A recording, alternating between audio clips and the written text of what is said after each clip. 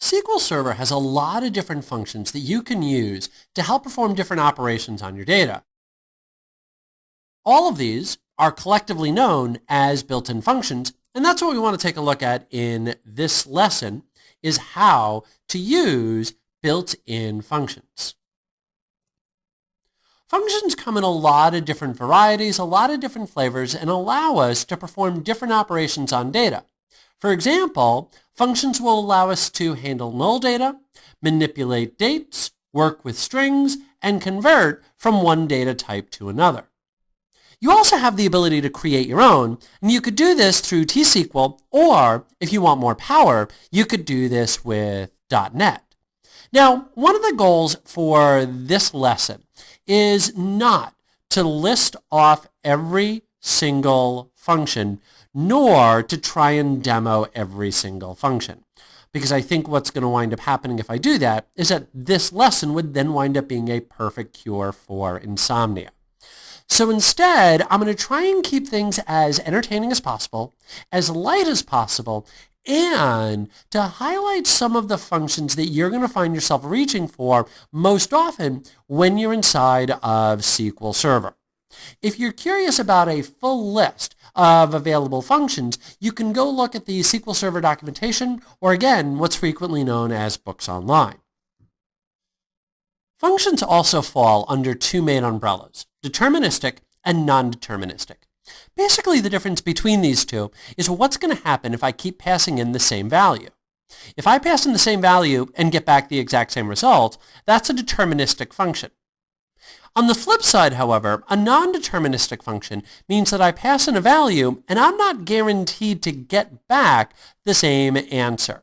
The most common example of a non-deterministic function is the getDate function, which, as you might suspect, gives us back the date and actually the time.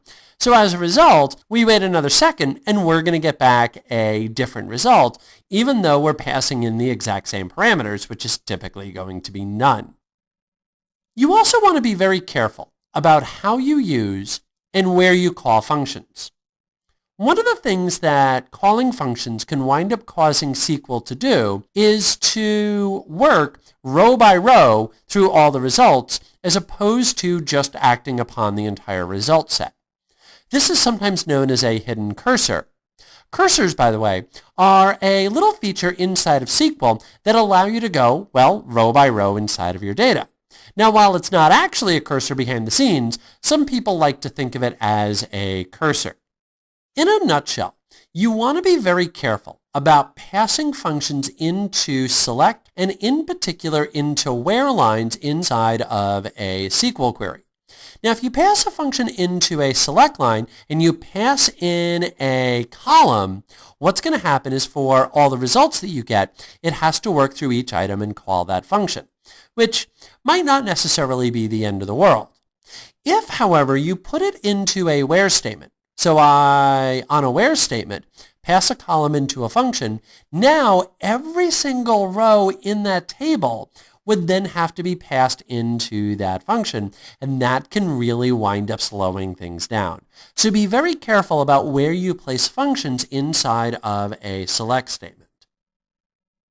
The first main types of functions that we have are functions that act upon null data.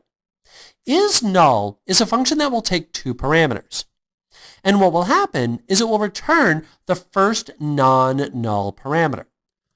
Coalesce is very similar to null. It'll do the exact same thing. The difference is that with coalesce, it will take multiple parameters. Now, the nice part about coalesce is that I can pass in more than two parameters, and personally, I also think it reads a bit better.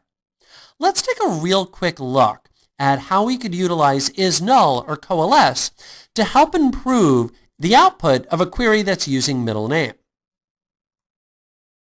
So now, let's go grab the middle name from the person contact table, and what we want to do is we want to display either the middle name if we've got it, or not available if we don't.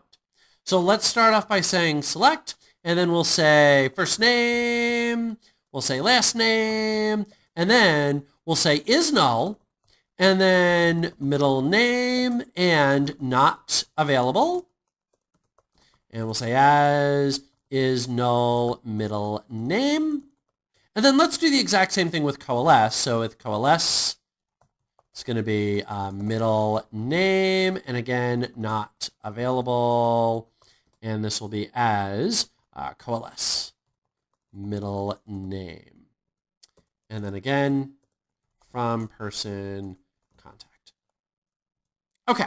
Now what I want you to notice is that in our little example here, we're going to get back the exact same results because both is null and middle name, I'm passing in two parameters. The difference again with coalesce is that coalesce will allow for more than two parameters. Personally, I also think that coalesce reads a bit better as well.